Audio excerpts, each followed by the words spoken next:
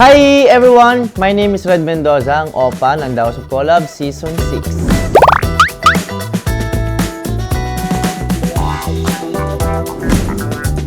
Before ako mag-talk, nag-start talaga ako as an actor. May mga shows, BL series, mga films na akong nilabasan during nung buhay ko before Daos of Collab pa. Pero lahat yun nag-start as a extra, the usual, background ka lang, extra. Hanggang pakonti-konti, napakatagal ng process, pero at least may progress pa din. Na nagkaroon tayo ng supporting role sa mga online series.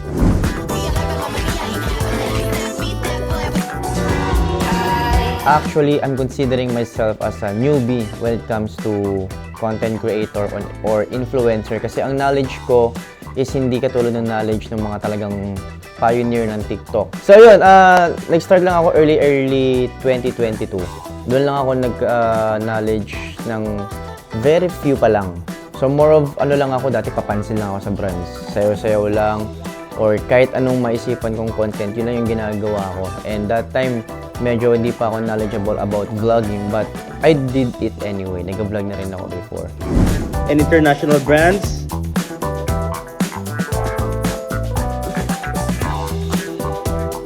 I think, ano pa lang parang season 2 or 3, then season 4, nag-audition na ako sa Daos of Collab nun.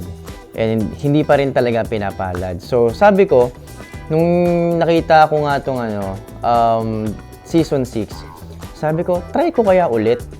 Kasi wala rin namang mawawala. Nag-shoot lang ako ng video, ganito, ganyan. So, kung talagang ibigay ni Lord, ibibigay naman niya talaga.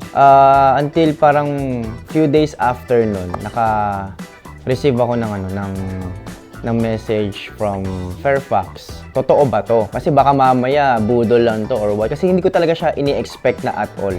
And ayun, nung na-confirm ko, nagkaroon na ng meeting, sabi ko, eto na nga yun. This is my time. So, ayun siya. Ang in-expect ko talaga rito, matrabaho. Yung trabaho naman na to na mabigat, madami, nakakapagod, magbubunga rin naman sa akin to. And true enough, pagpasok ko rito, yung season namin ng season 6, mas dumami pa yung mga trabaho nga. Kasi sa season namin, may mga first time na ginawa yung talk tulad ng ETT, na nagkaroon kami ng noontime show. And yung pag-shoot ng short film, yung EDAD. So, yung nakakapagod na in-imagine ko before, mas na-experience ko, mas nakakapagod siya. Pero yung pagod na yon, na-enjoy ko siya. Kaya nung dumating kami sa point na parang exhaust na kaming lahat, hindi rin ako makapagreklamo. Kasi nga, sabi ko nga kay Kate J, nung nasa season 6 kami, hindi ako makapagreklamo sa ginagawa namin nung season 6 kasi alam ko sa sarili ko na pinag-pray kong makapasok dito. So, hinanda ako mentally, physically, spiritually yung sarili ko.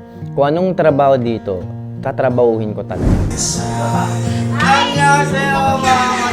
Before kasi, nung nag-host ako ng mga event, hindi pa ako ganun na sobrang spontaneous Pero nung nagbe-briefing kami nila Direk Beleza, na kailangan ganito. At yun din yung natutunan ko na you have to do research talaga sa mga gagawin mo. Hindi porket may alam ka na, magaling ka na talaga. Because I always believe that there's always room for improvement.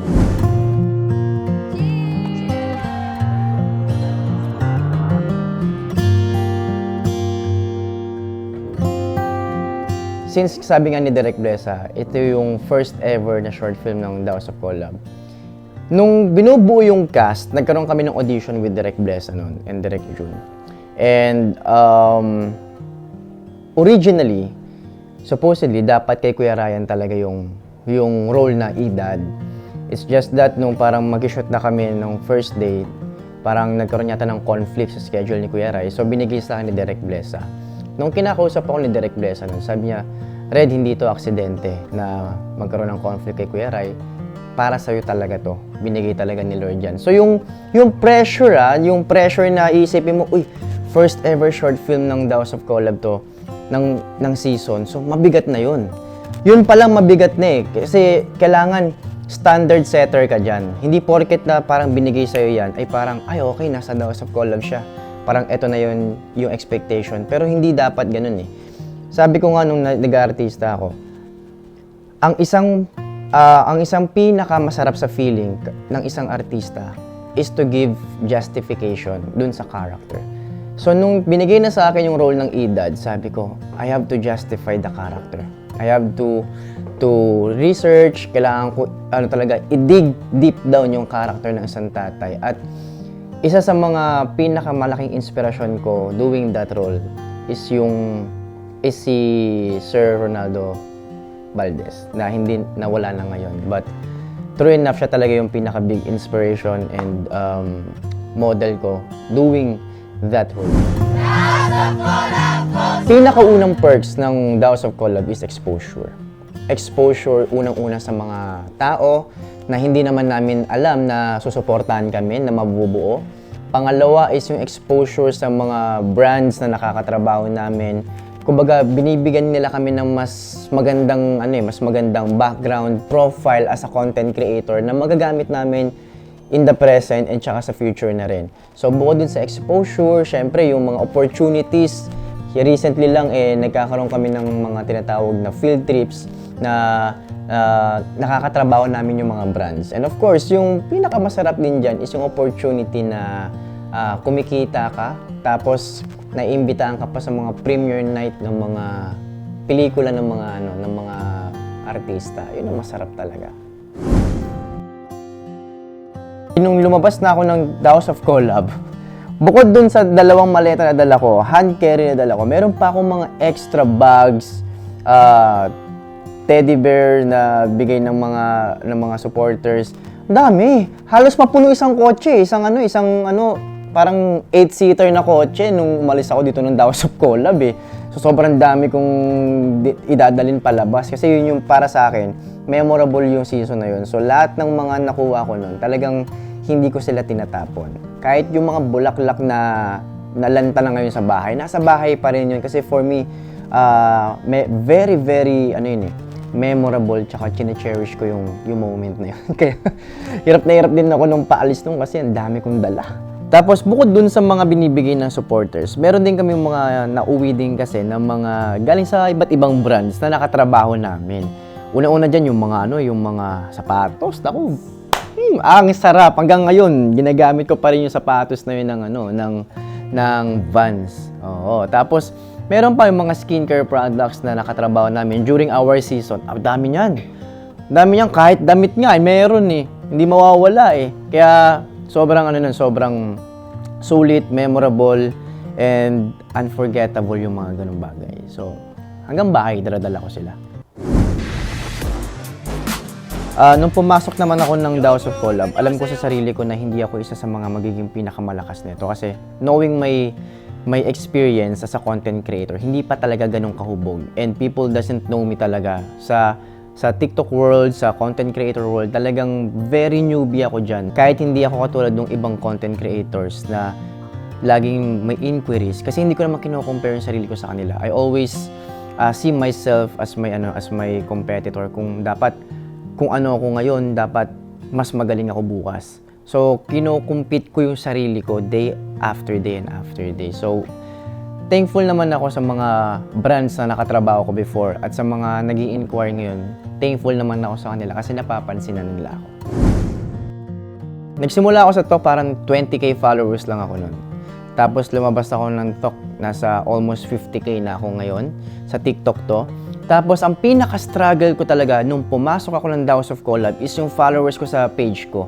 Umangat yung followers ko sa Facebook. As of now, I have 65,000 followers. And of course, yung YouTube ko na na-stuck sa 4K, nasa 30,000 subscribers na ako ngayon. And sobrang nakakataba ng puso kasi I truly believe, isa rin sa mga natutunan ko dito sa The House of Collab, YouTube and Facebook are the long-term platform na talagang magagamit at makakatulong sa akin in the long run. Before ako pumasok ng TikTok, ang laman ng bank account ko is yung minimum requirement lang. Paglabas ko naman ng House of Collab Season 6, nakapagpasok ako doon ng 5 digits na naipon. So, doon pa lang, sabi ko, uy, medyo medyo gumaan-gaan yung pakiramdam ko. Kasi syempre, from a point of view na walang laman yung bangko mo, hanggang sa nalagyan mo siya ng laman. Yung doon pa lang eh.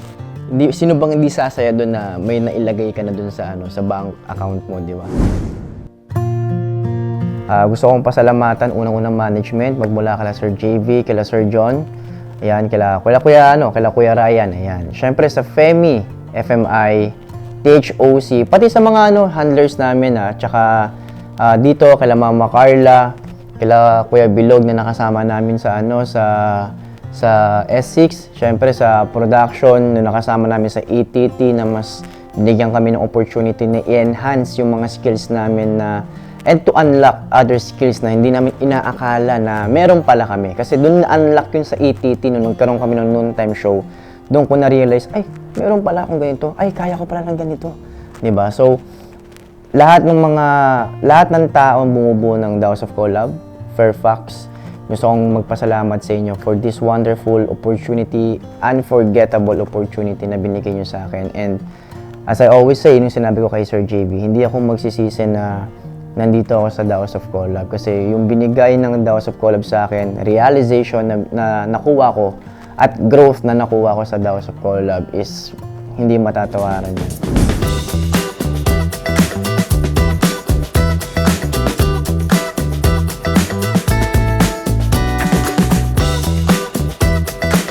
Once again, my name is Red Mendoza, ang OPA ng The House of Collab Season 6.